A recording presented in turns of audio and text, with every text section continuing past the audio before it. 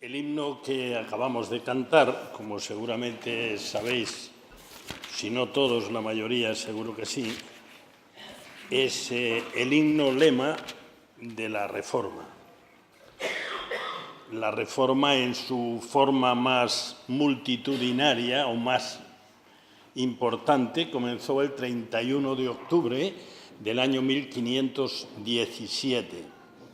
Y uno de los aspectos, el más básico de esa reforma que llega hasta nosotros, aunque si queréis ser más estrictos, viene de mucho más atrás, desde Jerusalén, cuando los apóstoles Pedro y Juan delante del concilio les prohibieron que hablaran, que predicaran a Jesucristo, y ellos dijeron, un momento, hay que obedecer primero a Dios antes que a los hombres. Bueno, pues el mismo espíritu fue el que movió a Martín Lutero a colocar sus 95 tesis el 31 de octubre de 1517, allí en el castillo de Wittenberg. Y la idea era justamente la misma. De hecho, algún tiempo más tarde, creo recordar que 3 años después, compareció ante el emperador Carlos I de España y V de Alemania, en ese momento el mayor poder que había en el mundo, y ante los delegados papales, y le exigieron que se retractase de las cosas que él predicaba y había escrito en sus libros.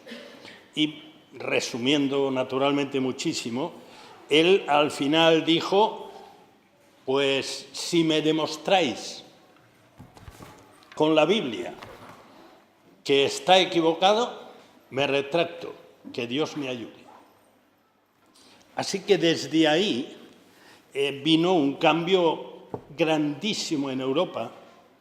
El cambio sobre todo fue sencillamente que este libro, la Biblia, traducido al alemán, traducido al inglés, traducido al español, aunque en España apenas tuvo difusión porque costaba la hoguera, pero ese libro fue uno de los principales fundamentos de la lengua alemana.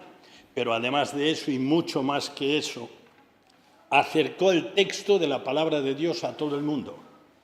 Y una de las características del pueblo evangélico, del pueblo protestante, si queréis, a lo largo de la historia, es el libro, la Biblia.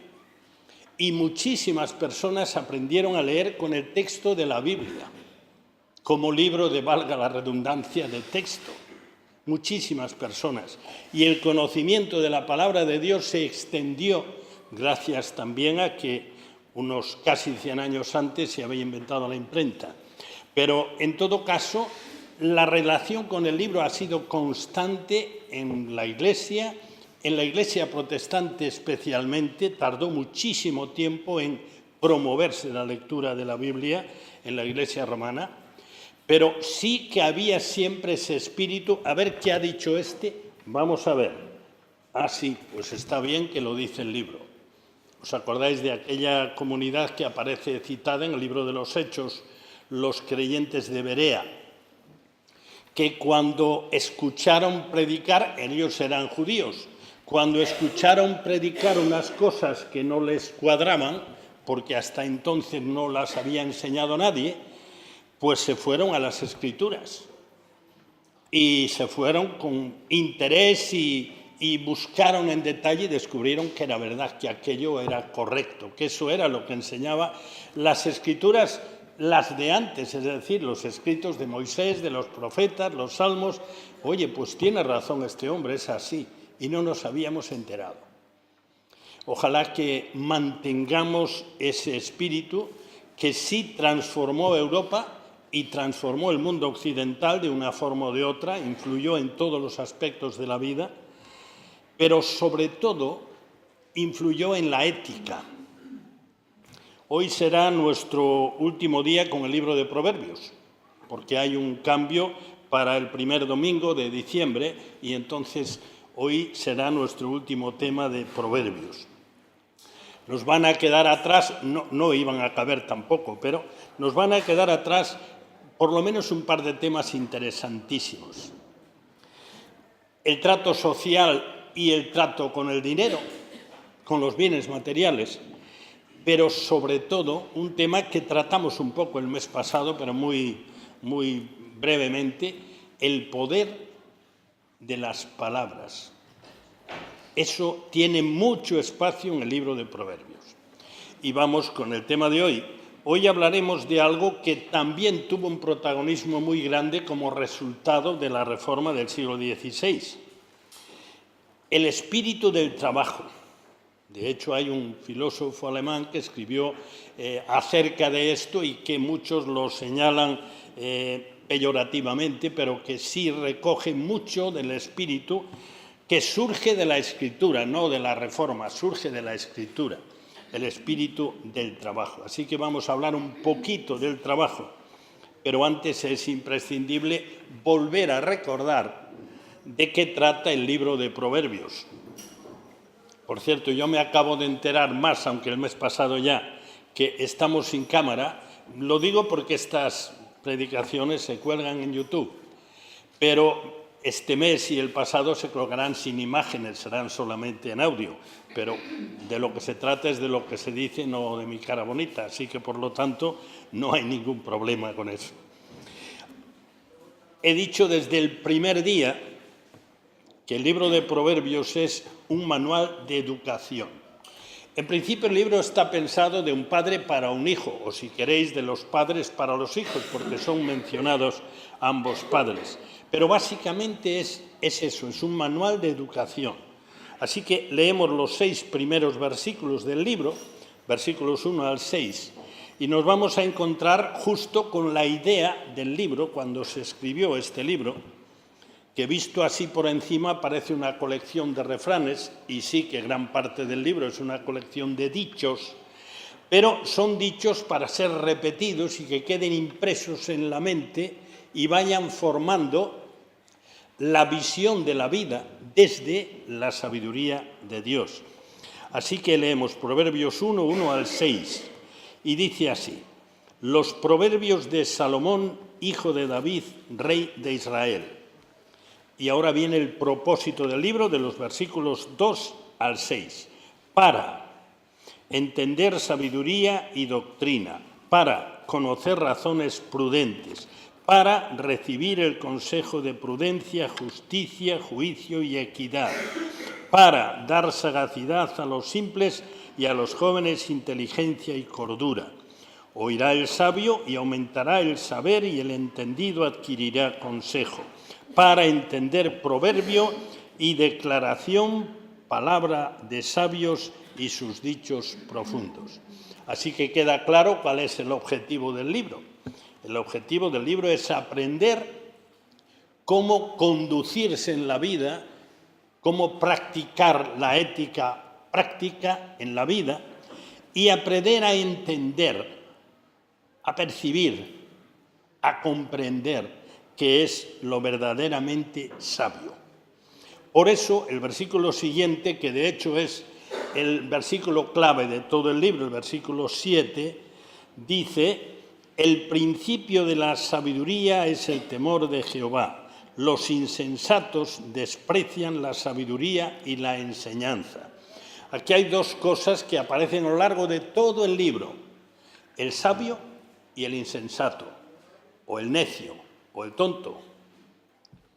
Es decir, quien toma a Dios en serio y quien pasa de tomarle en serio. Esos son, digamos que los dos personajes o las dos clases de personas que corren a lo largo de todo el libro de Proverbios.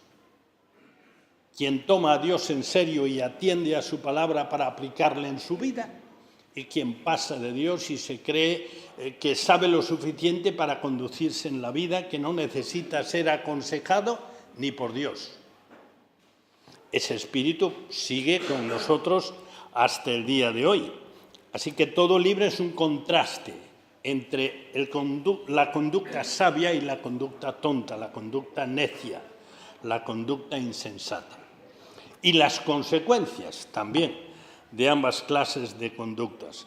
Y por poner un ejemplo muy sencillo, que seguro que a todos os suena o que todos conocéis, Adán quiso alcanzar la sabiduría sin tomar a Dios en serio. ¿Os acordáis? Es que es algo que yo creo que todos conocéis. Quiso ser sabio sin Dios.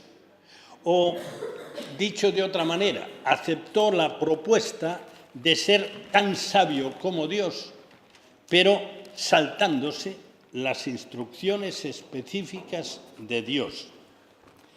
De hecho, las palabras de la tentación dice: no moriréis, que es lo que Dios había dicho si le desobedecían, sino que seréis como Dios, sino que sabe Dios que el día que comáis de él, es decir, tan pronto desobedezcáis y hagáis lo que yo os propongo, serán abiertos vuestros ojos y seréis como Dios, sabiendo el bien y el mal.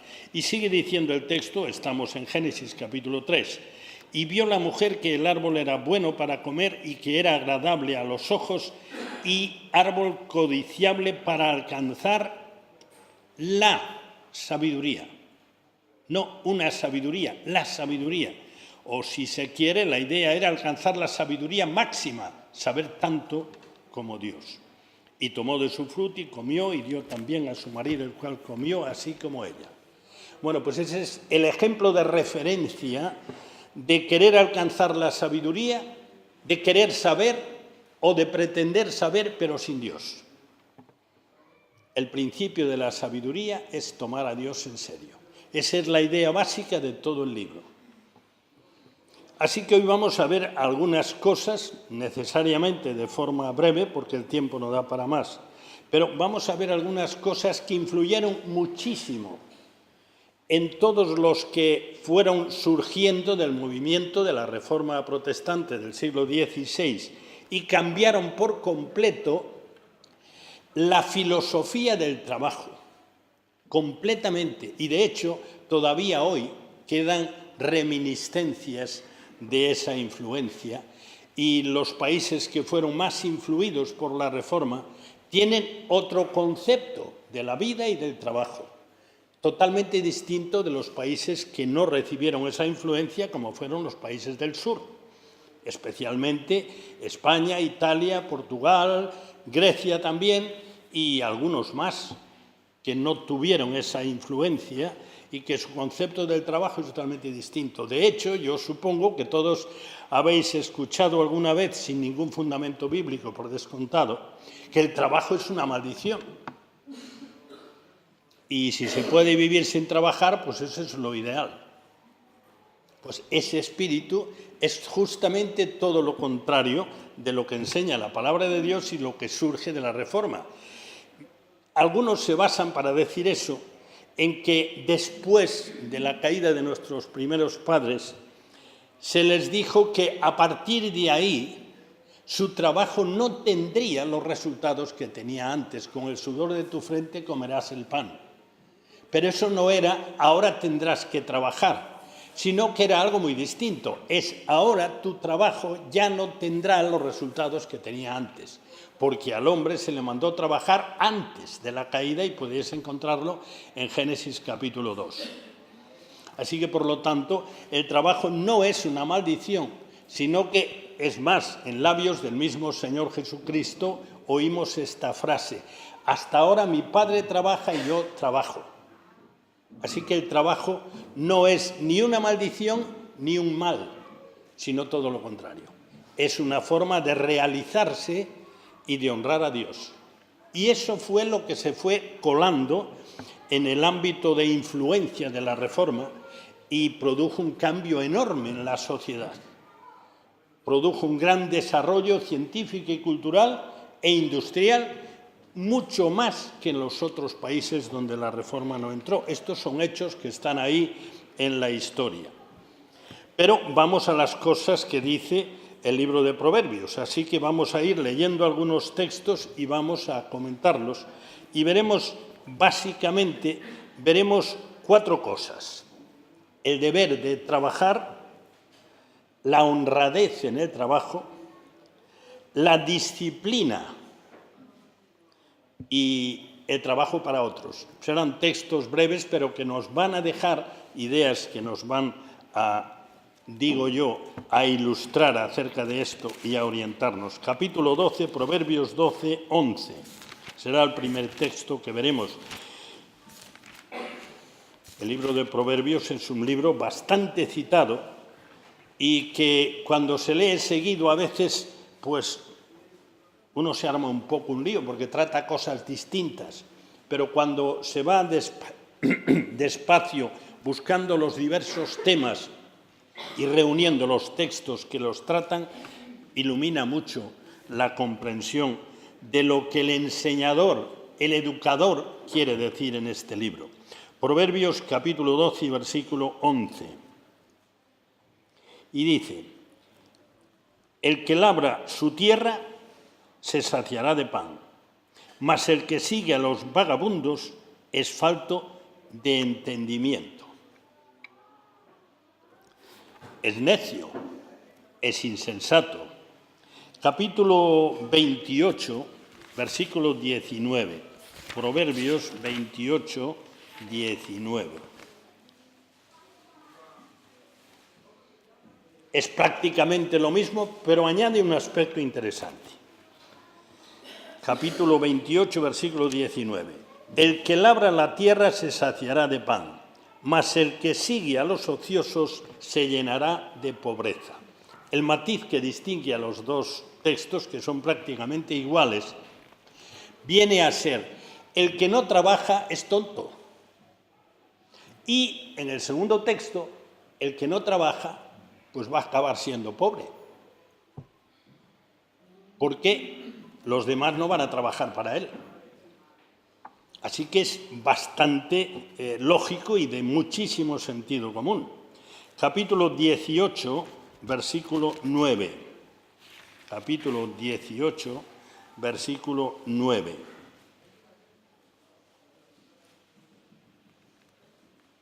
Aquí añade otra idea más. 18, 9. También el que es negligente en su trabajo es hermano del hombre disipador. La idea es el que trabaja para sí mismo, también vale para el que trabaja para otro. El que hace mal su trabajo produce pérdidas. El que hace mal su trabajo no obtiene de su trabajo el rendimiento que debiera obtener. Y esto en todos los ámbitos de cualquier trabajo salta a la vista. Por ejemplo, si alguien produce cosas para vender, si no las hace bien, no las vende automáticamente. Así que, por lo tanto, produce pérdidas, porque nadie quiere las cosas mal hechas.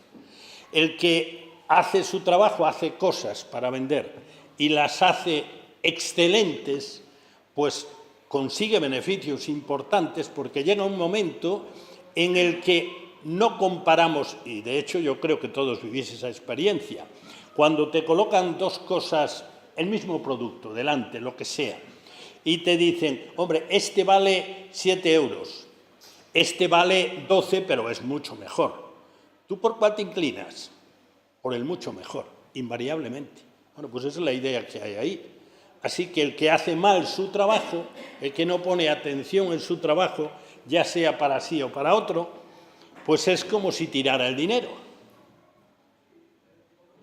Si trabaja para otro, está contribuyendo a su ruina, y si trabaja para sí también.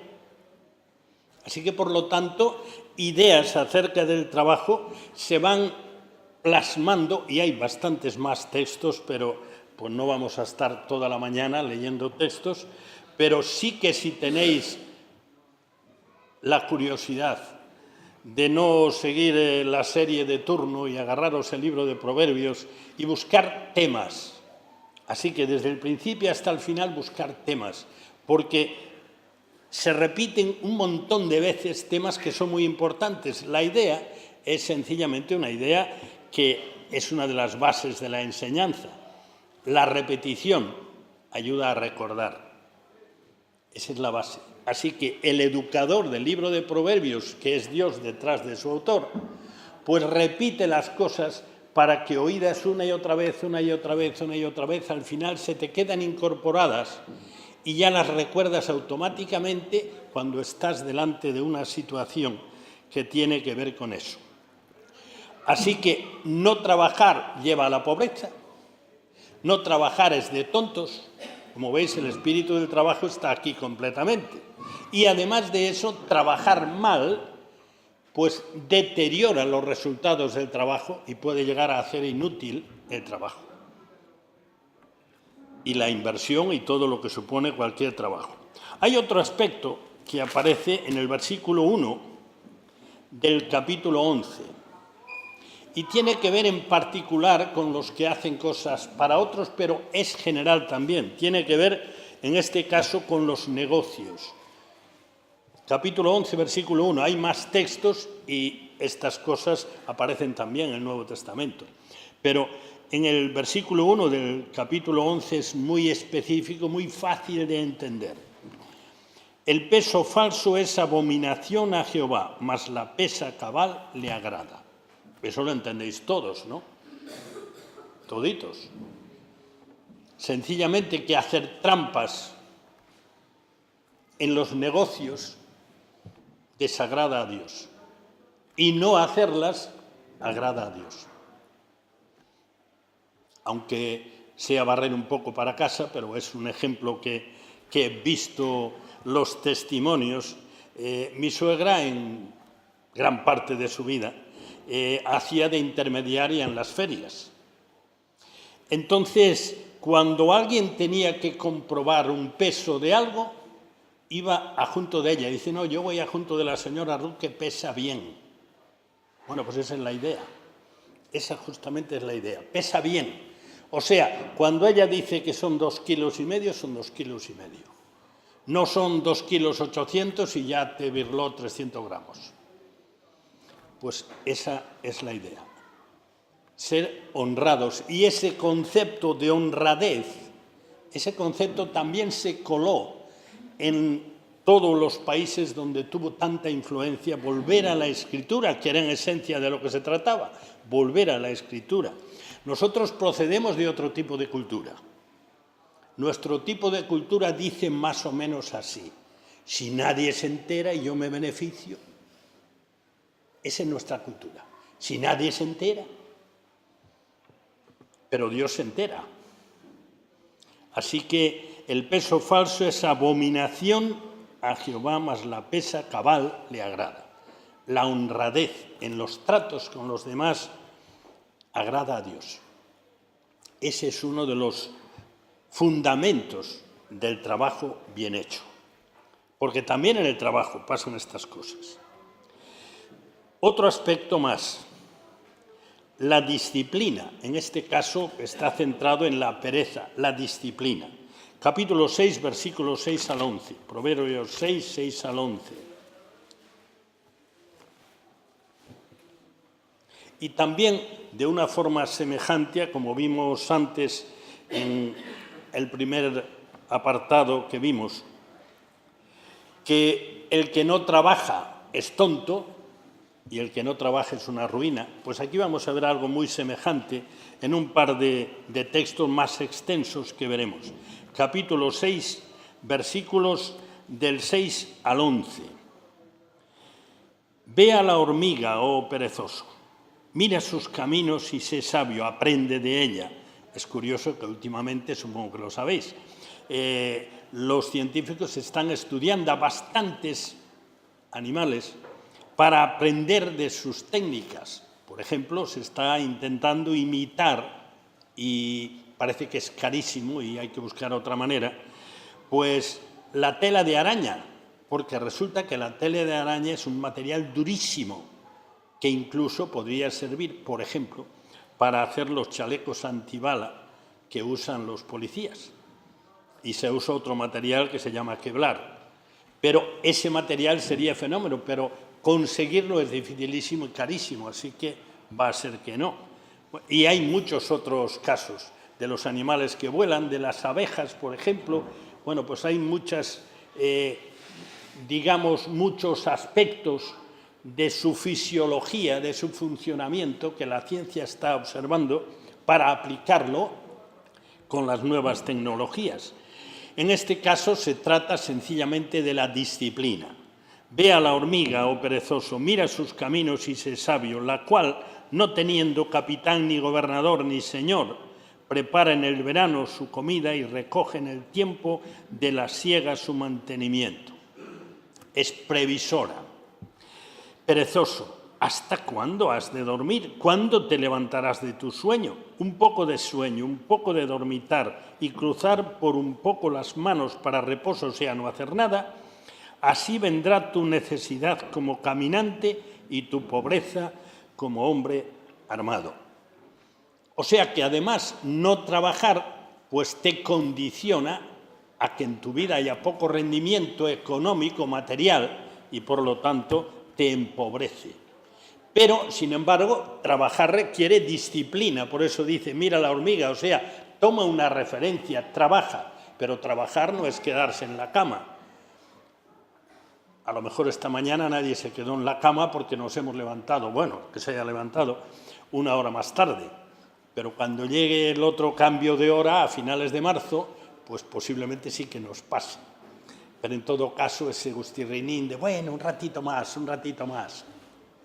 Bueno, pues es una cuestión de disciplina. Dice, no, yo me levanto a esa hora y así tengo tiempo para las cosas que quiero hacer y voy ya bien despierto a mi trabajo. Más o menos esa es la idea, la disciplina del trabajo, que es todo lo contrario a la pereza. Capítulo 24, versículo 30. Y aquí es otra porción más larga. 24, versículo 30 al 34. Y desde el 30 hasta el final del capítulo 24. Y dice, pasé junto al campo del hombre perezoso y junto a la viña del hombre falto de entendimiento. Ya tenéis la descripción. Un necio y además perezoso. Las dos cosas van combinadas. Ser perezoso es una necedad. Versículo 31. Y he aquí que por toda ella habían crecido los espinos. Ortigas habían ya cubierto su faz. Y su cerca de piedra estaba destruida, o sea, abandono total. Miré y lo puse en mi corazón. Lo vi y tomé consejo, aprendí de eso que estaba viendo. Un poco de sueño, cabeceando otro poco, poniendo mano sobre mano otro poco para dormir, es lo mismo que hemos leído en el otro texto, en el capítulo 6. Así vendrá como caminante tu necesidad y tu pobreza como hombre armado, como si fuese una invasión del enemigo, que se lleva todo lo que tienes. Así que, por lo tanto, la disciplina del trabajo es sabiduría, pero sabiduría según Dios. No el ser un obseso del trabajo, pues seguramente que eso es un extremo, sin duda ninguna, pero el trabajo es algo que va con nuestra vida, es el propósito de Dios es que trabajemos. Y algunos dirán, no, es que no hay trabajo. Bueno, yo supongo que sabéis casi todos que cuando de verdad quieres trabajar, hay trabajo. Otra cosa es, yo quiero algo que me guste, que gane lo máximo y trabaje lo mínimo, que sea funcionario, que me perdonen los funcionarios, que no son todos tampoco, pero es una fórmula que todo el mundo interpreta como que ser funcionario ya he llegado. He ganado las oposiciones que me costó un riñón, pero ahora ya he llegado. Estoy allí en mi mesa, en mi ventanilla, y a vivir que paga el Estado. Bueno, eso va en contra de la palabra de Dios, completamente, no el ser funcionario, sino ese espíritu de aquí me las den todas que yo ya he llegado. La pereza es un pecado, pero luchar contra la pereza requiere disciplina. Bueno, pues todo eso está en el espíritu del trabajo que surge de la palabra de Dios. Y por último, el trabajo para otros. Y terminamos ahí. Capítulo 27 y versículo 18. Es muy breve, pero se entiende muy bien, es muy claro, muy descriptivo. Dice, capítulo 27, versículo 18, quien cuida la higuera comerá de su fruto. Pues claro, eso concuerda con todo lo que vimos antes. Si trabajas bien, vas a tener resultados. Y el que mira por los intereses de su señor, de su jefe, tendrá honra. Sabéis que yo no he estado viviendo en los países de Centro Europa, pero por aquí pues va a ser que sí, ¿no? Y una de las cosas que está en el espíritu social y del trabajo en nuestro país es, ese ya tiene mucha pasta, anda, que trabaje él. Y si puedo escaquearme y hacer lo menos posible, bueno, eso hablo en general, pues lo hago. O sea, a mí no me interesa que se haga más rico mi jefe, pero la enseñanza de la palabra de Dios no es por ahí. Es más, en el Nuevo Testamento hay enseñanzas mucho más contundentes, incluso de agradar, de hacer lo mejor para los jefes malos, porque eso es un testimonio. Es más, hay un texto que habla de adornar, decorar la doctrina trabajando bien para tu jefe. Eso tiene que ver con el espíritu del trabajo según Dios. Tiene que ver con este manual de educación que es el libro de Proverbios para todas las edades, pero naturalmente de manera especial para los más jóvenes, que vayan aprendiendo y que vaya formándose su mentalidad para el trabajo, para las relaciones con los demás, para su vida familiar, porque el libro está lleno de consejos. El problema puede surgir cuando tenemos los consejos y pasamos de ellos. Ese es el problema. Y realmente ese es nuestro gran problema. Siempre. No es que no estén ahí los consejos. No es que no los entendamos. Nuestro gran problema puede ser que no hagamos caso. Sencillamente. El principio de la sabiduría, de ser realmente sabio, es tomar a Dios en serio. Y tomar a Dios en serio es, oye, pues aquí dice esto, pues yo en mi vida tengo que aplicarlo. Porque si no, estoy demostrando que yo no me tomo a Dios en serio, sencillamente. Así que cerramos por esta vez este libro y recordamos de nuevo que lo verdaderamente sabio, que la verdadera sabiduría no es la que surge de nosotros, esa es necedad, es tontería, sino la que viene de Dios. Y a veces los consejos que da la Escritura nos parecen absurdos, nos parece que no tienen sentido. A ver, ¿quién hace eso? Pues, por ejemplo, esforzarte por tu jefe, dejar quedar bien a tu jefe, hacer lo mejor posible, aunque sea un mal jefe en todos los sentidos. Pero resulta que, como el apóstol Pablo enseña más de una vez, resulta que nosotros estamos en una situación muy peculiar. Aunque casi todos, de alguna manera, trabajamos para algún jefe, tenemos un jefe por encima del jefe. Lo sabéis, ¿no? Tenemos un jefe por encima del jefe. Y para ese jefe sí es para el que trabajamos. Así que tenemos el compromiso con nuestro jefe que está por encima del jefe, tenemos el compromiso de honrarle, de que se note que sea como sea, nosotros trabajamos para un jefe que nos exige, que quiere que le honremos agradándole en nuestro trabajo. Así que el Señor nos ayude a tomar en serio las enseñanzas de este libro, sencillas todas ellas. En realidad la mayoría de las cosas que dice aquí no hace falta exprimirse las neuronas a ver si lo he entendido, sino que el problema es saber si lo he aplicado. Vamos a orar. Señor y Padre nuestro, en esta mañana, después de haber estado durante unos cuantos días echando un vistazo a este libro educador, que es el libro de Proverbios, pues te damos gracias. Te damos gracias porque, por un lado, pone al descubierto los fallos de nuestra vida, en nuestras relaciones contigo, con nosotros mismos, con nuestra familia, con nuestros prójimos. Pone al descubierto nuestros equivocados enfoques en lo que tiene que ver con la vida laboral. Y Señor, te damos gracias porque tu libro nos enseña con cosas que, aunque estos escritos tengan 3000 años, no han pasado de fecha, no están caducados, sino que son completamente actuales.